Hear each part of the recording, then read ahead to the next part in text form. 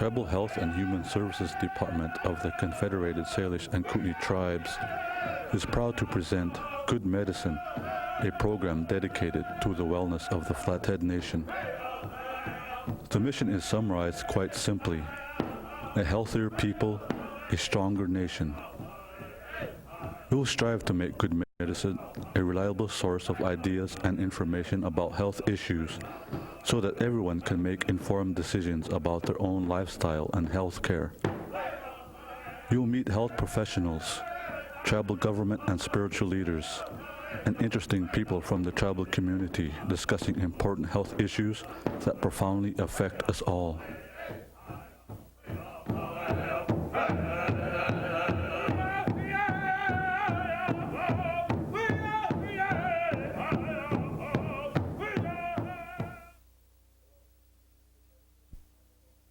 Hello, this is Good Medicine. I'm your host, Larry Pitts. Today we have with us is Kathy Salois. She's our public health nurse for the St. Ignatius District. She is our fetal alcohol syndrome coordinator. And today we're going to discuss fetal alcohol syndrome. Kathy, let's get started about this. Is there anybody you want to say hello to today? Hi. All right. Let's just get you relaxed a little bit, right? Yeah. Okay. All right. Okay, Kathy, talking about fetal alcohol syndrome, what is fetal alcohol syndrome? It's a birth defect, and right now it's the leading birth defect in the country. The first one used to be Down syndrome, but fetal alcohol syndrome now is ahead of it. Okay. Why is that? Why is what? Why is fetal alcohol syndrome replacing Down syndrome? Because of the more use of alcohol by women who are pregnant. Mm-hmm. Okay. You talked about the alcohol consumption, basically. How does it occur and why, I guess, is my question. Well, what happens as the baby is growing inside the mom, the cells are changing very quickly, and when you add a poison, which alcohol would be classed as, it slows down the growth of whatever is growing at that time. In the first trimester, the physical features are what are growing, like the brain, the eyes, the ears, those kinds of things. And when you introduce alcohol, it slows that growth. So that's one of the symptoms that we see is a small head, ears that are tipped back slightly. The eyes appear to be closer together than they really are.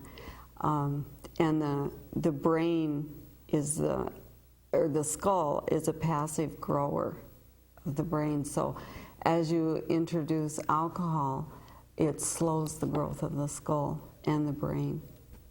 Okay. What are some of the symptoms that we might look for, towards this condition, basically? Well, growth deficiency.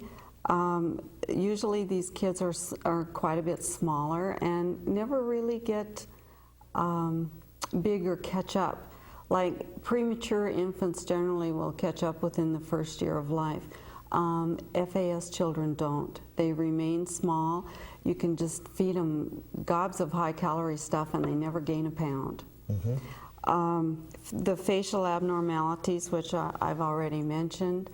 Go ahead and go over those again. With a lot of times the nose is tipped up. Mm-hmm. The ears are slanted back. The eyes appear to be close together. And sometimes there's what we call the epicanthic fold. In other words, and that's common in Mongolian races, where, like Japanese, for example, okay. The eyes.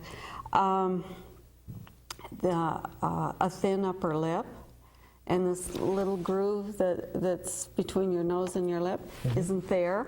Okay. Small head. And I think that. Okay.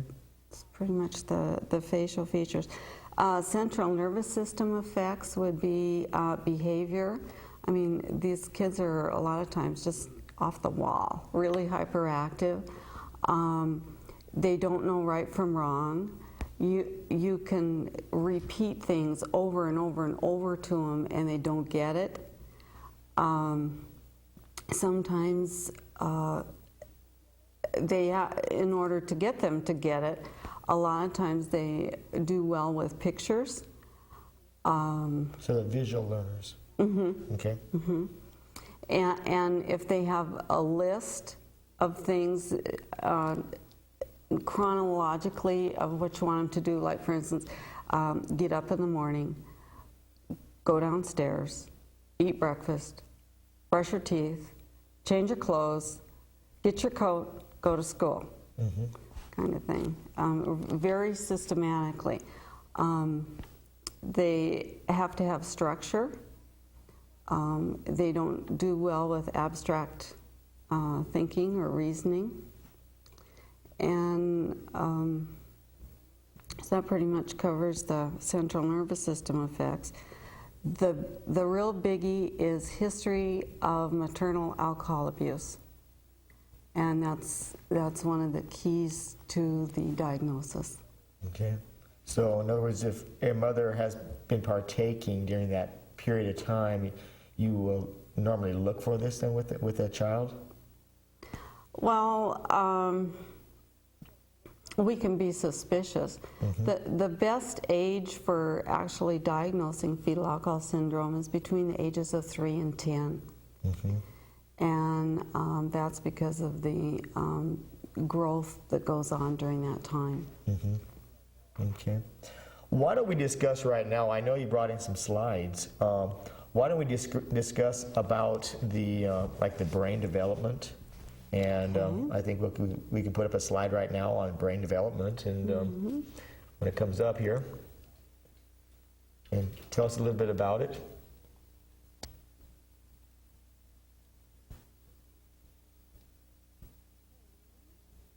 Go ahead, Ken.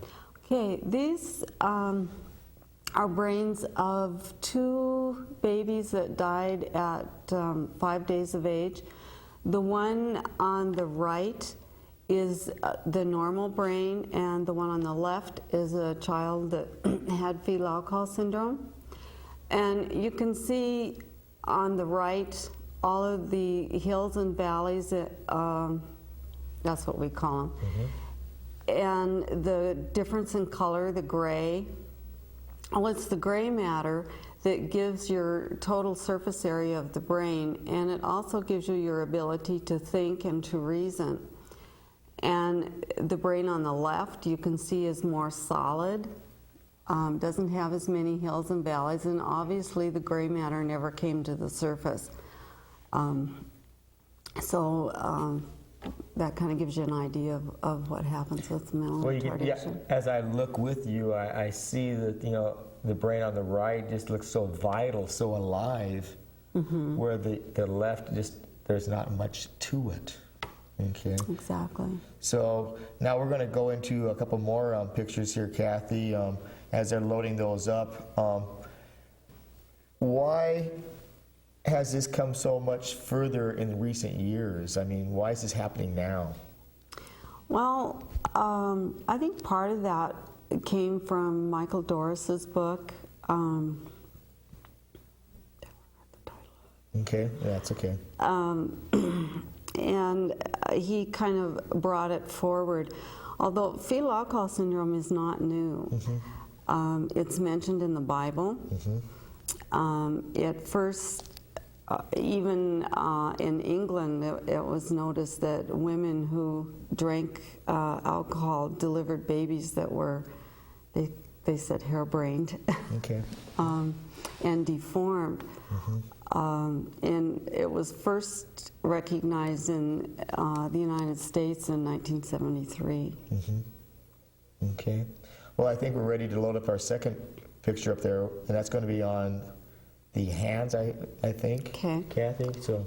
This shows the hands of a child with fetal alcohol syndrome, and these kids, many of them have orthopedic problems or problems with their bones, and this just shows some of the defects in the hands. The joints are often locked, or they don't totally rotate and have a normal range of motion. Mm-hmm. And it's real common for these kids to have what we call scoliosis, or a curvature of the spine. Okay. And I'd like to just address too that that's probably one individual, this slide? Yes. Okay, it's not a comparison slide? No. So, okay. All right. So now we've talked about, you know, some of the things that are happening, and they're going to get another slide ready for us. And what kind of other things would you like to just fill in here right now with, you know, about fetal alcohol syndrome, Kathy? I mean, Well, it costs about $1.5 million. This is an old estimate, probably from the 80s, to care for a person with F.A.S. in a lifetime, and we're talking 65. Many of the kids need special ed. They have hearing and speech and vision problems, so all of the disciplines involved in those areas need to be available for these kids. Most of the kids end up in foster care because of parental neglect. The parents just are so wrapped up in their own problems that they can't care for the child. And as an infant, these kids have sometimes a poor sucking reflex, which means they don't eat very well. And if you have a mom who is drinking, with her own problems with that, she doesn't have the patience to deal with an infant that is a slow eater. okay. And so that could easily lead to child abuse. All right. Too. Okay. Well, we're loading up our next slide now, so you want to talk about it first, Kathy? It's coming up there right now. Okay.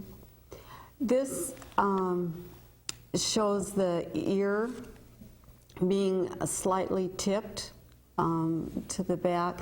You can kind of see the under the nose, the philtrum is what we call it, the little grooves aren't there, the thin upper lip, and it's kind of this child has what we call a flat face profile. If you look, you don't, it's flat. I don't know how else Well, to me as a describe father, it. though, you know, when I look at that slide, you know, if I wasn't looking for a problem, I might not recognize it. Is this normal for that to be? I mean, that you don't recognize it right away? Right. You generally don't. And interestingly enough, some of the symptoms are that we see, like the philtrum and that kind of thing, are certain things are common in certain races, so you can't use that single thing as a diagnosis. But the big thing in the diagnosis is the eye measurements. Okay. And Okay. Now are there some other issues, you know, that you want to talk about? You know, there are some special issues that surround F.A.S. You know, that people need to be aware of, besides like foster care. That, you know, so a lot of times the maternal instincts aren't there for the mother because she has some problems herself. So what else can we look for, I guess, in this whole syndrome? well, we have the issue of child neglect. We have the issue of, do we take the child away from the mother? Do we treat the mother? Do we try and do a family thing, getting the family together to work with mom and infant? Do we incarcerate a pregnant drinking woman? do we make her have an abortion? Civil liberties, civil rights issues. One of the things I have noticed is when I talk to these women, I ask them if they've been to treatment, have they ever mentioned fetal alcohol syndrome in treatment?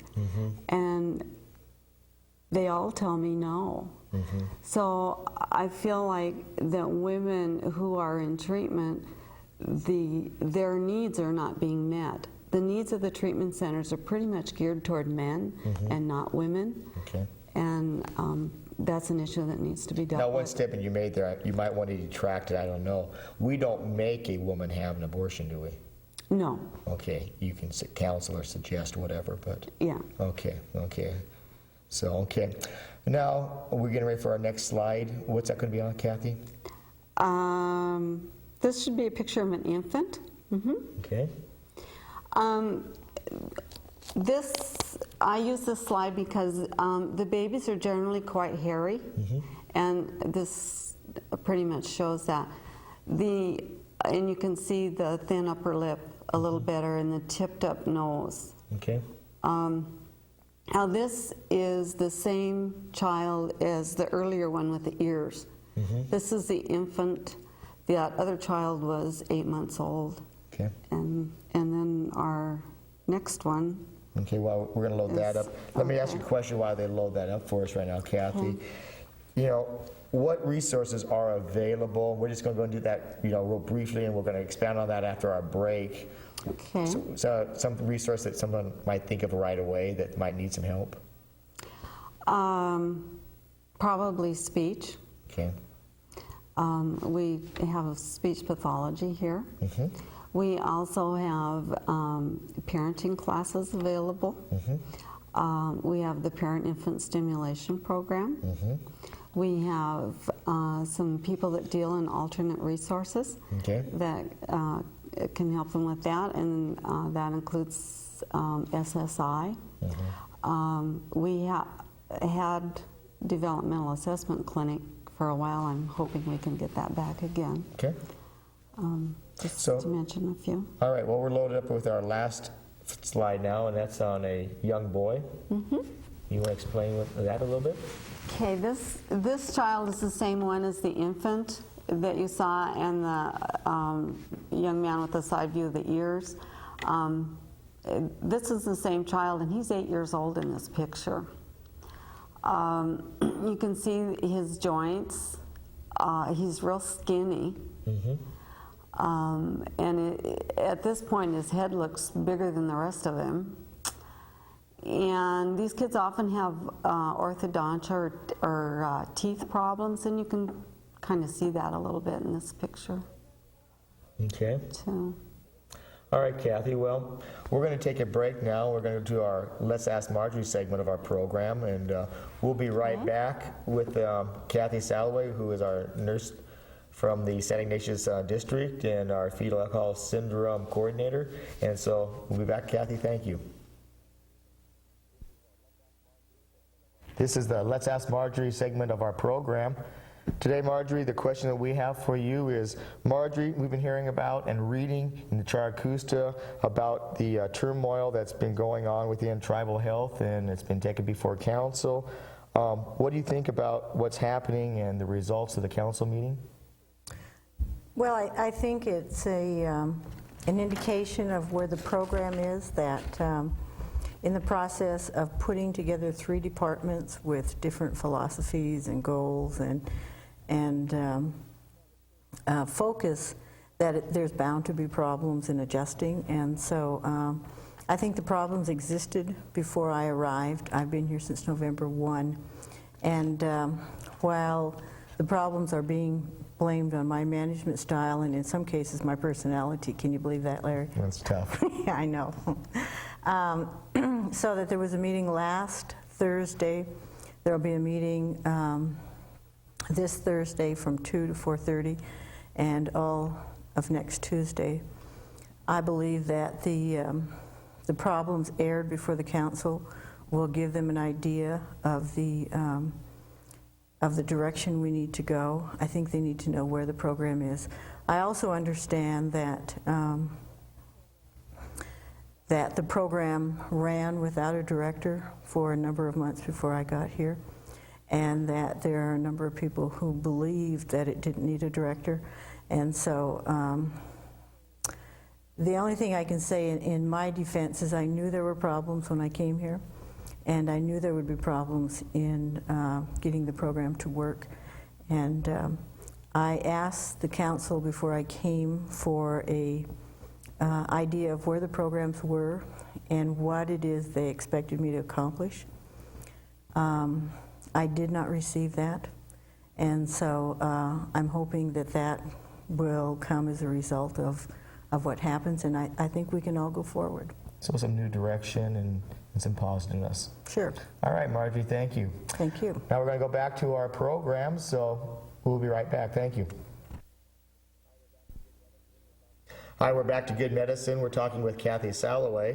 Kathy, you've got a sort of a unique experiment that you're going to show us about the effects of alcohol on the fetus, which you're going to explain. So go ahead, Kathy. Okay. I use this little teddy bear with a black ribbon on it, denoting a baby drowning in alcohol, but we're going to take the baby out for a minute. I have a black ribbon on the stem of this glass, which denotes the umbilical cord, and the base I would call the placenta. Now I'm going to break an egg, and the brain is mostly protein, and so the egg represents the protein, or the brain, excuse me. I use this when I do demonstrations at school and talk about fetal alcohol syndrome, and I ask the kids, how much alcohol is it going to take to cook this egg? And it takes approximately 2 to 4 hours for one drink, which would be like 12 ounces of beer, to clear the adult system, while in the child it takes 24 to 48 hours. So remember, the alcohol is doing its damage the entire time. I'll try and do this without spilling it. I put in 1/4 ounce of Everclear. This works pretty good with, and we'll just kind of slosh it around a little bit there. And you can see that the white of the egg is now gelled, and if we let that sit for a little bit, it'll really gel. So this is what we can expect to happen to a fetus inside an expectant mother if she is drinking. Mm-hmm. The baby's brain is not developing. It's becoming solid like that picture we had before. Okay. All right. That's a unique experiment, Kathy, and is it going to gel more, or keeps on going? It will, is it? Well, while it does that, Kathy, let's sort of jump back to some questions that we can talk about. Tell me, what's going on the reservation in regards to fetal alcohol syndrome? Well, currently, Dr. Philip May has a study going. It was approved by the council, and we just got underway this fall. There's an adult drinking prevalence survey that is being done by Arlene Savage and Debbie Corville. And we're also having F.A.S. diagnostic clinics, and my job is to coordinate those clinics. We're accepting referrals for those. The children must have a birth date between January 1st, 87 and December 31st of 95. Have a previous diagnosis of F.A.S. or F.A.E. Have a sibling or brother or sister that was previously diagnosed. The kids need to have the same biological mother, however, or prenatal alcohol exposure reported by the mother or in the records of social services or medical file, growth in the less than 10th percentile. And other problems like behavior problems or facial dysmorphology or things that aren't normal looking. And if you are interested, I have referral forms that I need the parents to sign in advance. And we just had a clinic. I think our next one's going to be in May. And Dr. John Acey comes from Albuquerque. And there's another person that comes with him, Wendy Kahlberg, and she does the psychiatric testing or the psychological testing of the children. So, and then after they're seen, they will come up with a treatment plan, and hopefully services will also be available. This is a 3-year project. Mm-hmm. Who would they get in contact, or do they get hold of you, or? Mm-hmm. You can call me at Tribal Health, 745-3525, or drop me a line at Tribal Health. Address it to Kathy Salois, Tribal Health. Mm-hmm. Okay. Or Debbie Corville or Arlene Savage, also at the college. Mm-hmm. But it's easier to get a hold of me and to get you on the list. Okay. Where can somebody get more information about F.A.S.? Well, the college library has some things, and I do have quite a reference library myself, so if somebody wants more information, I can help them with that. And I also have a bibliography list I can give people. Okay. Well, Kathy, let's take another look at this this egg. We're going to put our cameras back onto it, seeing it settle up there. Yeah, it's showing how the brain is affected by alcohol in a fetal alcohol syndrome situation. Kathy, is there anything you want to say in the last about minute before we sign off here today? Well, I'd like to mention a couple of things. It had been thought that alcohol did not go through breast milk, but it does. And that brings up the legal issue of contributing to the delinquency of a minor, of mom breastfeeding. Also other drugs like cocaine, and that also go through breast milk. So in layman terms, basically what that is going to address is after a child is already born, that there's still a possibility of affecting that child with the alcohol then, right? Because the brain is growing up until age 2. All right. Well, Kathy, I want to really thank you for coming on board today. I had a great time with you. You shared some valuable information with us. People have our number at Tribal Health that they can get hold of us. Get hold of Kathy Salois at 745-3525 or 1-800-823-8228. I want to thank you for coming on as guest today, and we'll be looking forward to be talking with you in the audience next week. Thank you.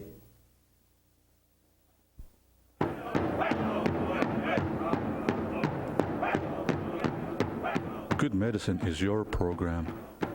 We hope you watch this and subsequent programs to stay informed about your health care.